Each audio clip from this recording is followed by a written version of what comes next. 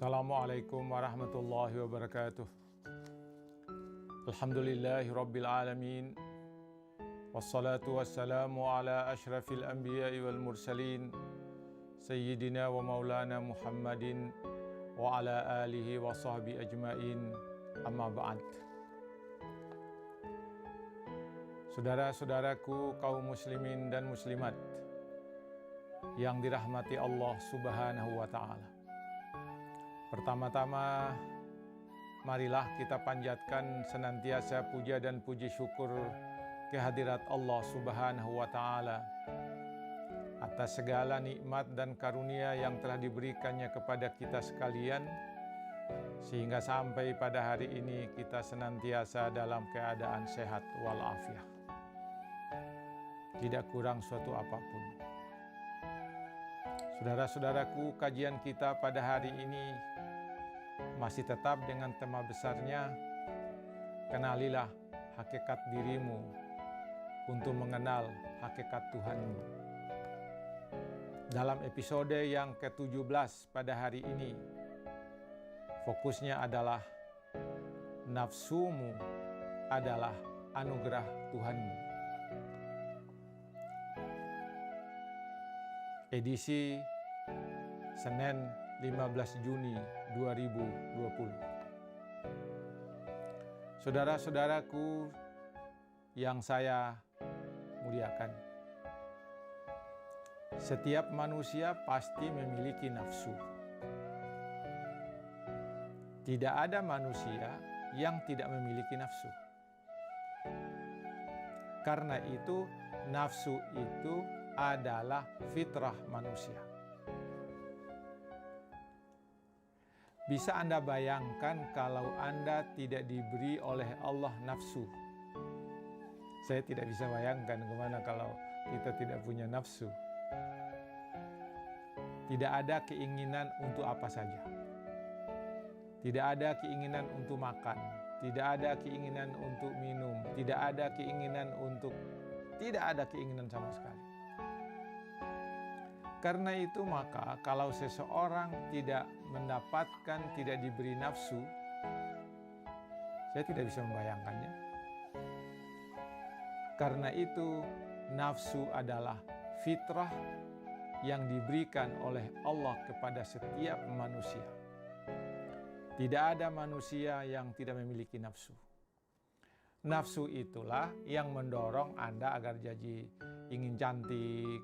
Nafsu itulah yang mendorong Anda agar ingin tampil prima, kemudian tampil dengan baju yang bagus, tampil dengan itu nafsu semua, itu nafsu semua. Kalau tidak ada nafsu, kemana?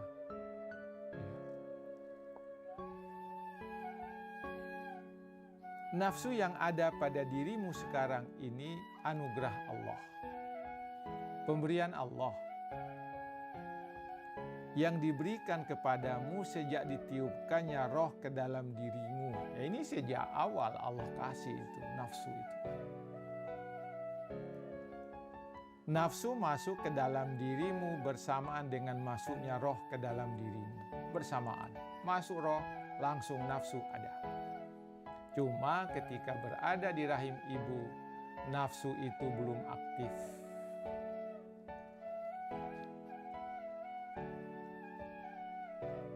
Nafsu sebagai fitrah adalah sesuatu yang datang pada dirimu sejak awal kehidupanmu.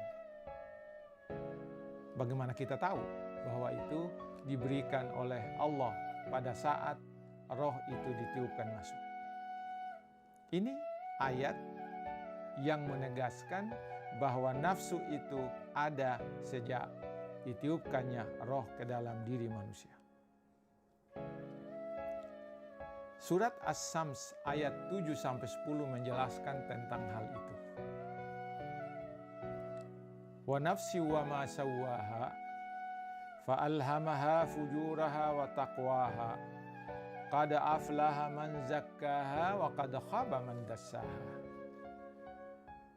Kata Allah dalam Al-Quran, dan demi jiwa serta apa yang menyempurnakan ciptaannya, yang menyempurnakan ciptaan nafsu. Lalu bersamaan dengan nafsu itu, fa'alhamaha fujuraha wa taqwaha. Allah memberikan kepada nafsu itu potensi baik. Disebutkan di sini potensi buruk dulu. Fa'alhamaha fujuraha. Allah ketika memberikan nafsu kepada manusia, Allah memberikan kepada manusia bersamaan dengan potensi fujur, potensi buruk. Wa taqwaha, potensi baik. Ini menunjukkan bahwa nafsu itu diberikan oleh Allah dengan dua potensi, potensi buruk dan potensi baik. Nanti potensi buruk itulah yang mendorong manusia untuk berbuat buruk.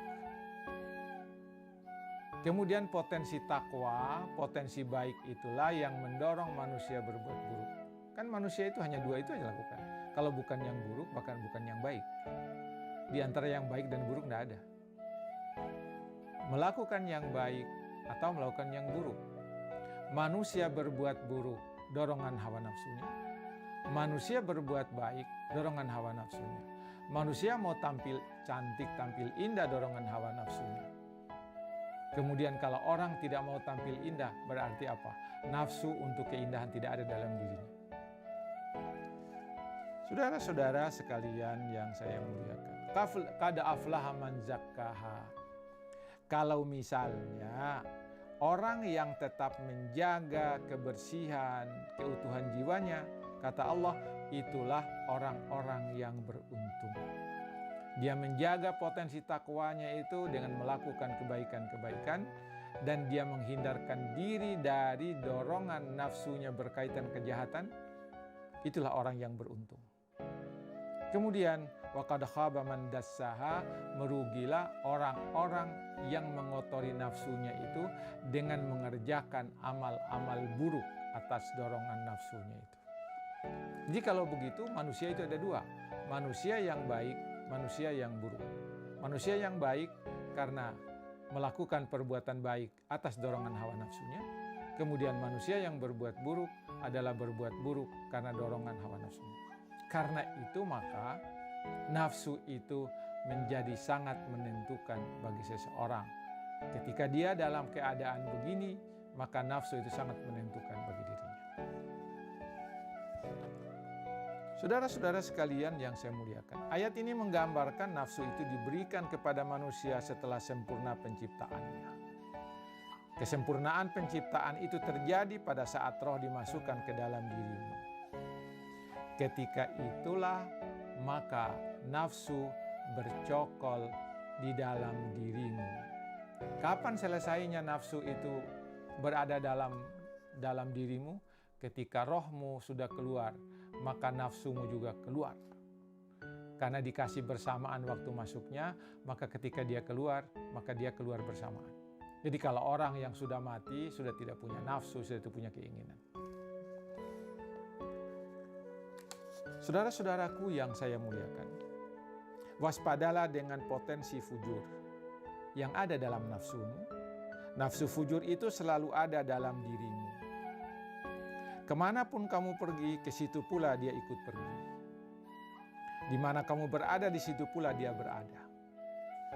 Nafsu fujur itu yang selalu dan senantiasa mendorongmu untuk berbuat jahat, berbuat buruk, berbuat maksiat.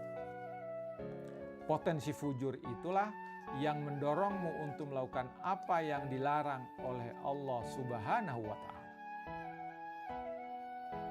Dia pula lah yang mendorongmu meninggalkan perintah Allah.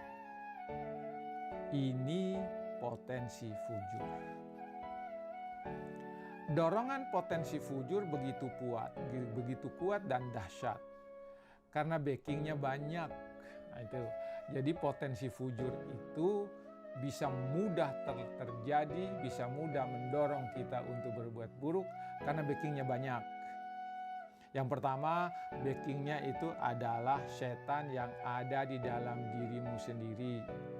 Tidak jauh dari nafsu itu. Ada di dalam nafsu itulah setan membisikkan sesuatu yang buruk, kemudian kamu melakukannya. Kemudian yang kedua, dorongan setan yang ada di luar diri kita. Itu manusia-manusia yang mengajak kita berbuat buruk, terdoronglah kita untuk melakukan perbuatan buruk. Kemudian yang ketiga adalah dorongan syahwat keduniaan. Keduniaan itu sangat menggoda dan memudahkan nafsu itu tertunduk pada dorongan-dorongan nafsu atau potensi fujur, potensi buruknya itu. Kemudian, saudara-saudara sekalian, bersahabatlah dengan nafsu takwamu, nafsu baikmu. Nafsu takwa itu selalu ada dalam dirimu. Kemanapun kamu pergi, ke situ pula dia ikut. Di mana saja kamu berada, di situ pula dia berada. Nafsu takwa itu yang selalu dan senantiasa mendorongmu untuk berbuat baik, untuk beramal soleh, untuk taat kepada Allah dan patuh kepada perintahnya. Ini potensi takwa itulah yang mendorongmu melakukan apa yang diperintahkan oleh Allah, yang mendorongmu untuk meninggalkan segala yang dilarang oleh Allah. Dorongan potensi takwa dalam dirimu juga sangat kuat karena didorong oleh nuranimu. Karena itu, kalau hati menerima nur dari Allah, maka terhindarlah dia dari perbuatan-perbuatan itu. Kemudian didorong oleh keimananmu yang kuat. Imanmu yang kuat akan mendorong kamu untuk melakukan perbuatan baik dengan potensi takwamu yang diberikan oleh Allah. Potensi takwamu adalah nuranimu, imanmu, dan keyakinanmu yang kuat pada kebenaran. Saudara-saudaraku yang saya muliakan, dua potensi ini hidup sekamar di dalam kamar nafsu. Jadi ada di dalam kamar nafsu itu ada potensi baik, ada potensi buruk. Mereka sekamar. Keduanya saling berebutan untuk mendorong nafsu sesuai dengan kepentingan. Nafsu buruk mendorong sesuai kepentingannya, nafsu baik mendorong nafsu sesuai kepentingan. Keduanya saling berebutan kekuasaan, saling berebutan dominasi. Jika ada keinginanmu untuk melakukan perbuatan baik, maka potensi baik akan membujuk nafsu untuk mewujudkannya. Tetapi pada saat yang bersamaan, nafsu fujur itu melarang nafsu untuk tidak melakukan perbuatan baik itu. Disinilah mereka beradu kekuatan untuk perebutan kemenangan. Kalau nafsu mewujudkan keinginannya untuk berbuat baik, maka yang menang adalah potensi takwa, potensi baik. Jika nafsu tidak jadi mewujudkannya, maka yang menang adalah potensi fujur. Sebaliknya, jika nafsu ingin melakukan sesuatu kejahatan, maka nafsu fujur itu mendorong terus nafsu untuk mewujudkan rencana jahat itu. Pada saat yang bersamaan, nafsu takwa juga menghalangi nafsu untuk tidak mewujudkan niat jahat itu. Kalau niat jahat itu jadi dilakukan, maka yang menang adalah nafsu fujur. Jika niat itu tidak jadi dilaksanakan, maka yang menang itu adalah nafsu takwa yang ada di dalam diri itu. Hati-hati Bapak Ibu, nafsu dua ini sekamar, tidak jauh. Mereka berebutan di dalam kamar nafsu. Tinggal nanti mana yang kuat dorongannya. Kalau dorongan nafsu buruk kuat, maka yang menang nafsu buruk. Kemudian kalau yang kuat dorongannya kepada nafsu itu adalah nafsu potensi baik, maka Anda akan berbuat baik.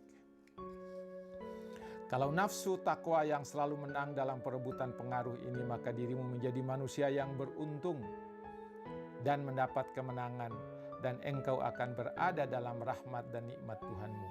Jika nafsu fujur yang menang dalam perseteruan itu, maka dirimu menjadi manusia yang sangat merugi. Itulah kata Allah, qad khaba man dassaha.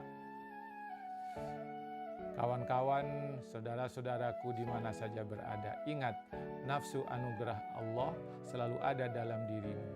Ingat, nafsu punya potensi baik, potensi buruk. Potensi buruk mendorong Anda untuk berbuat buruk, potensi baik mendorong Anda berbuat baik. Bagaimana caranya?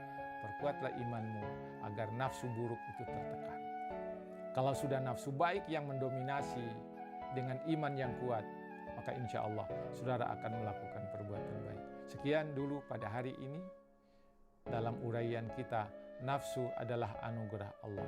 Hati-hatilah dengan nafsu karena dia punya dua potensi di dalamnya. Sekian, wassalamualaikum warahmatullahi wabarakatuh.